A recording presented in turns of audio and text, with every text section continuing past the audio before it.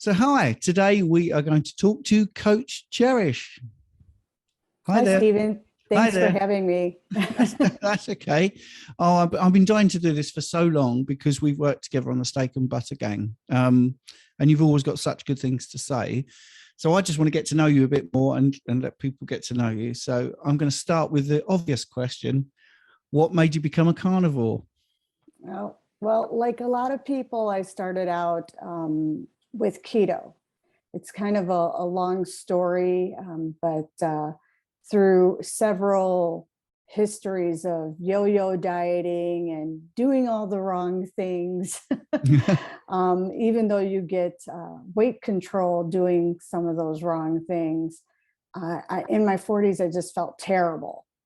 So I started researching, why am I having such a hard time waking up? Why do I feel low energy? Why, what can I do to help myself?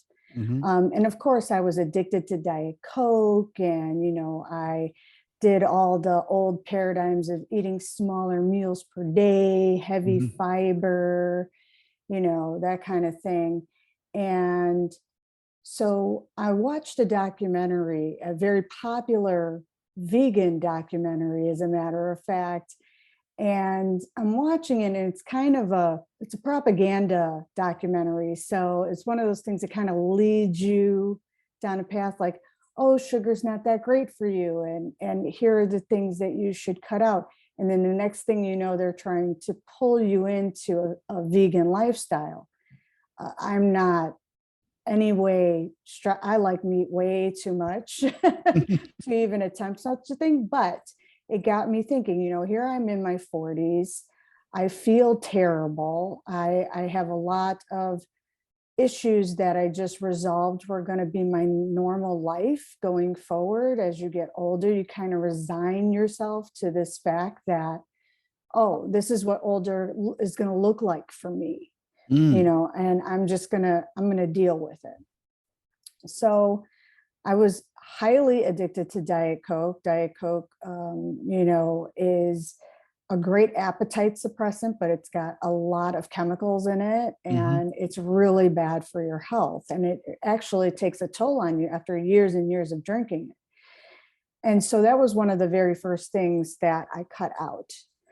And then I started looking for hidden sugars in things. I was eating all these fiber bars, these breakfast bars, and oatmeal and all these different things, which are great, but they don't keep you full. No. So you wind up eating more, right? Mm. Well, Yes. I just did the suppression. I have done the tracking, I've done Weight Watchers, and I would just keep track of what I was eating. And I was eating these empty foods that really didn't make me feel full, and it honestly made me feel like crap. So I slowly started cutting these things out, and then I ran across a documentary. I love documentaries, by the way. Like, that's my thing. I ran across this documentary called Fat, a Documentary, Mm. and it's by Benny Tortorich, and he was talking about the ketogenic diet. Mhm. I also watched Fat Fiction, Mhm. and how we've been sold this bill of goods that fat is bad, and they take the fat out and then they replace it with sugar. Mhm. And it's actually the sugar that's causing your inability to control your weight and possible health problems. Mhm. So again, I resign myself to the fact that I'm not going to be perfect, but I'm going to do all the things, because according to Weight Watchers, I was in my optimal weight zone, you know. Mhm. And in the meantime, I'm having my husband's having a problem with his neck, and he'd had an injury that resulted in surgery. And so, I'm telling him all about this documentary and how Vinny's talking about how anti-inflammatory, a low carb lifestyle is. And he looked at me and he said, well, if I do it, will you do it with me? Oh, of course. What do I have to lose? It's for your health, right? Yeah. So that's where we started. And he had such amazing results, Stephen. it was unbelievable. Like the guy was on 8 medications and he got down to 1 within 30 days. Mm-hmm. All his medicines became very strong. So this got me very motivated to just continue to research and do low carb. Mm-hmm.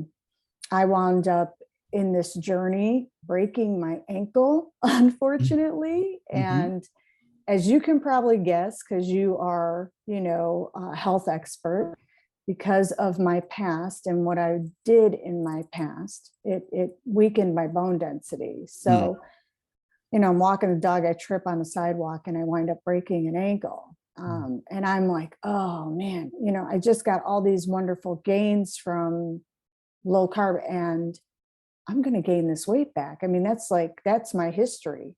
I've broken bones before and blew up like a balloon. So I was expecting to do the same. Mm-hmm. So I kept the pace, kept helping, even though I was not mobile, I could help guide the people around me about what we needed to be eating. And lo and behold, I shrank, even though I wasn't exercising. Yeah. I was sitting sedentary the majority of the time. And I still was able to lose additional weight, so much so that I wound up fitting into my daughter's clothes, who is actually pretty tiny. And I was like, wow, this is crazy. Like, how'd this happen? And that got me like really rolling on the low carb keto thing. But then at some point I stalled, I was doing all the fancy keto things and making, mug cakes and using the sweeteners, highly addicted to sweeteners, obviously with my history of being addicted to all the diet foods in the past, like Diet Coke, right? So I stall. Yeah. And I'm getting angry because I get on the scale and I've tried, different techniques, and I'm just not getting the results that I want. So I'm still digging this whole time. I'm watching YouTubes, I'm watching all the influencers, and Kelly Hogan was talking about Bella at the Steak and Butter Gang. And she mentioned, this gal that just eats meat and butter. And, she has this challenge, this 30-day challenge, and it's outside of Facebook. I'm not a huge Facebook fan. I left it a long time ago and I'm trying desperately not to go back. So I check it out for 30 days and Coach Raymond was there and, they were talking about carnivore. My family doesn't like vegetables anyway. So I'm like, why am I killing myself making green beans and Brussels sprouts when they're barely eating them? And I'm eating them. And the next thing I know, at a certain point, my stomach just was not liking the vegetables or the sweeteners. And then I was also addicted to nut butters. Like I couldn't just have like the recommended 2 tablespoons. I'd sneak like an extra, Yes. So all the while I'm counting macros and things of that nature and, doing all this crazy tracking, which by the way, the tracking at some point became kind of a source of tension between my husband and I. My husband's got, he's much taller than me and he weighs more than me. So when you plug in his macros, he gets more carbohydrates on a ketogenic diet than I did. But then he would do something very nice and try and make dinner, but he would put me over my carb limit. I'm like, I can't eat that. What are you doing? Like, it didn't make things very fun. So here I am at the Steak and Butter Gang. And, Coach Raymond, I'll never forget one of the first things he said, this is your challenge to do. If you can, just pick 1 or 2 things to start with. What is your challenge for the month? And think that to yourself. And you can put that out there in the community if you want, or you can keep it for yourself. And my thing was the scale because it made me feel terrible and nut butters. Hmm. And that was back July of 2021. And I haven't been on the scale and I haven't touched a nut butter since. And how do you feel? I feel great. Yeah. Feel great. I'm still the same size. You know, keto allowed me to lose 4 sizes. I'm still able to fit into those clothes, albeit I do fluctuate depending on where I am in my feasting and fasting journey. Mm-hmm. But I still can fit in them. So even if they're a little tighter at certain points, it doesn't bother me because I know that's natural for the body to just try to hold on to the nutrients. And then once it's done with them, it'll let them go. And then things will even out like they're supposed to. I mean, I'm 100% with what you're saying about the scale. So but I'm mindful of people that are watching, because there will be people that are going to say, yeah, but how much did she weigh at the most and how much did she lose? So we'll get that out of the way. If you know roughly how much weight you lost, I'd be very interested in that. Are we talking about my whole journey or just? Yeah, because I don't want to focus too much on that. But like I say, people will ask, so what was like the heaviest you ever got to, and what weight are you now? So people will have some sort of idea of how much weight you did lose. Okay. So at my heaviest that I can recall outside of being pregnant, I was 180 pounds. And what are you now, do you reckon? And the last time I weighed myself, I was 125. Right. Okay. You see, that's a lot. But you see, the reason I let you go, Cherish, is because there's a lot of stuff I'm going to just quickly talk about, which I'd like to expand on. One is the things you said. You went to Weight Watchers and they thought you were at a great weight. Focusing on weight is no good, because you were also telling me that you didn't feel well. And that's the bit that they miss, because it isn't about weight. What's the point of being the perfect weight if you feel terrible? And because you're undernourished in some way. So do you feel like a sort of freedom from not having the scale? What happened when you did that challenge? How has it made you feel not doing the scale and all those sort of things? Well, it actually makes me feel much better, because the scale was making me feel terrible. It was impacting. If I got a positive result on the scale, it made me happy for the day. If I got a negative result on the scale, it ruined my day. Yeah. So just that alone, releasing that alone and saying, I am comfortable the way I am, even though there are days where I may be a little fluffier than I am on other days. I just know that I feel good when I wake up in the morning, that I'm able to walk the dog without feeling like I have to force myself to do it. You know, I'm able to exercise because I feel good, not because I have to, because I feel like I want to move. You know, I actually bought a stand-up desk and an under desk treadmill, which I walk on all day long while I'm working for stress relief. It's a very slow walk. It's not for exercise. It's just because I feel like moving. I don't feel like sitting down anymore. Yeah. I mean, I'm standing. I do all my stuff standing.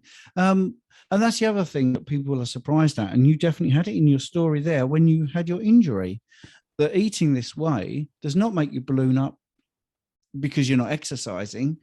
Because a lot of people think that they can out-train, a bad diet. Because our way of eating is not bad, you don't have to exercise. And you were proof of that, because, not only did you not gain weight, you said you still shrunk a bit, which is really fantastic. So what would you say are the biggest things that's changed then? Like the energy, like you're saying, is your mental clarity? Do you sleep better? What other things do you think are better now? All of that and more. So I was a biphasic sleeper, or somebody that wakes up in the middle of the night. Even before, when I think back on my past, I kind of put it with, being a mom, right? But it was that and more. When I was under eating on a low fat diet, I would wake up in the middle of the night because I was hungry, and then when I became a mom, I would wake up in the middle of the night to feed the baby. And then that just kept happening. So I got used to, you're talking 17, 18 years of biphasic sleep. And that can wreak havoc on a person's body. Like that, at a certain point in the week, I would crash and then I would have to like take a severe nap just to catch up. I don't necessarily have to do that anymore. I actually found through the way that we do things in the Steak and Butter Gang, with making sure that we're fully nourished, even before we try to attempt fasting, that it allowed me to fix my sleep. I sleep 6 solid hours. I haven't done that in years. 6 to 7 solid hours almost every night, no matter how much my husband makes noise when he comes in from work, no matter how loud he's snoring. I can still sleep through it. And I haven't been able to do that in a really long time. So that brain fog is definitely gone. I definitely feel lower inflammation as a result of the diet, especially because I really limit the dairy. I love cheese, so I really try to, I partake in it when I feel my body needs it. But if I don't feel my body needs it, I stay away from it, because I do find that some cheeses do inflame my joints. So, but yeah, I've even gotten additional healing from a female perspective. There were things going on with me and my biology that I thought, and my doctor would tell me, this is just kind of part of getting older as a woman. And I don't have those problems anymore. Yeah. Because when they say that, they're saying these are the problems that women have, but they're looking at women who are undernourished or, eating the wrong way. So they have no experience of someone coming in as a carnivore. Right. And actually saying, well, I've reversed those things. So that's pretty interesting. So what is a typical day of eating for you? Do you do 2 MAD or 3 meals a day, 1 meal a day? What's your setup? Oh, thank you for asking. So I usually do 1 to 2 meals a day if I'm not following a fasting protocol. I always do intermittent fasting. I always allow myself to have a rest period between, or a nourishing period. I like to think about it when you're not eating and you're just letting your body digest what you ate previously. So I've always done that for the last 2 years of my journey. No more little 6 meals a day like I used to, right? So, but what I do eat on a day right now, it's funny you asked me like what's typical, because I find that I go in these weird phases, is the only way I could describe it. Last month, I was totally on a fish kick, like sardines and crab and shellfish, and just I had to have it at every meal. And then just recently, this month, I just happened to be eating a ribeye, and I had 2 of them, and I said, you know what, I'm good. I'm done. And then I just decided, you know what, for today, maybe I'll just eat this 1 meal beef only. And then the next day I did it. And then the next day I did it. So right now I'm kind of on a beef only kick.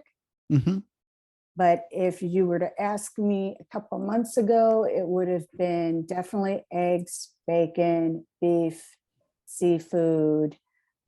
Occasionally I will throw in, some game meat like bison or whatever. Yeah. But rarely chicken wings every now and again, maybe a chicken thigh or 2 sometimes. But right now I'm just enjoying beef. So that's what I'm going with. You see, this is brilliant, isn't it? Because this way of eating is just so flexible. It's not prescriptive. There's no rules. It just works, which I think is what's shining through. So that's brilliant. I always do quite short interviews, and I'm really disappointed that I've got a coaching session coming up, because I could have talked to you for much, much longer. But I was just wondering, for anyone that's thinking about going carnivore, do you have any sort of advice or tips for people that are thinking of starting up? For carnivore, I would definitely say, do your research, find a community, And if you're struggling or if you have a lot of questions, definitely look into, I might be biased, but definitely get a coach. That was the main reason I joined the Steak and Butter Gang. I felt like if I was going to be a good coach, then I needed to learn how to be coached. So yeah, that's what I recommend. Definitely find a community where you can get some support, because there are way too many saboteurs out there. Yes, I agree with you. Actually, I think many of the coaches are consumers of coaching, like you say, receiving coaching in the first place. I think that that's one of the things I'm finding, that the coaching seems to be beneficial for so many people, just on like the accountability and having a little bit of knowledge, a few questions and some tweaks. And also you get to find out these wonderful stories. I mean, the session I just did before, the lady had a DEXA scan. She was, had osteopenia, and then now she's carnivore, doesn't do much exercise, had another DEXA scan just before an operation, and the osteopenia's gone just from diet. Yeah, it's great. It's amazing. So, but that's the sort of thing. If you do things on your own, you don't hear these things. And she shared that in the community apparently on Wednesday with the Steak and Butter Gang. So I think the community part of it is really important. Well, Cherish, look, thank you so much. Thank you so much. I'm sorry it's so short, and I'm sure there's people sitting there thinking, oh, I wish this interview was longer, because I certainly feel like that. But thank you for your time. Thank you. I'm always open for a part 2. Yeah, I think I'm going to have to do that. Definitely. All right. Thank you.